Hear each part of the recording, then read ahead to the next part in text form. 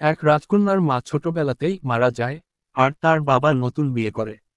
সৎ মা ও সৎ বোনেরা তাকে খুব কষ্ট দিত, তাকে রান্নাঘরে কাজ করাত। মেয়েটি ছিল ধুলো ময়লায় ভরা, তাই সবাই তাকে সিন্ডারেলা বলে ডাকত। একদিন রাজপ্রাসাদে এক নাচের আয়োজন হলো, যেখানে সব তরুণীরা আমন্ত্রিত ছিল। কিন্তু সৎ মা তাকে যেতে দেয়নি। তখন এক পরী গডমাদার এসে জাদু করে সিন্ডারেলাকে সুন্দর পোশাক আর কাচের জুতো দিল। তবে শর্ত ছিল, মধ্যরাতের আগেই ফিরে আসতে হবে। সিন্ডারেলা বলরুমে পৌঁছে রাজপুত্রের হৃদয় জয় করে নেয়।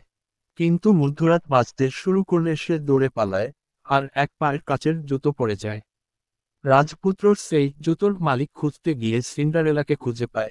জুতো তার পায়ে ঠিকমতো মিলে যায়, আর রাজপুত্র তাকে বিয়ে করে নিয়ে যায় রাজপ্রাসাদে। এরপর তারা সুখে শান্তিতে বসবাস করতে থাকে।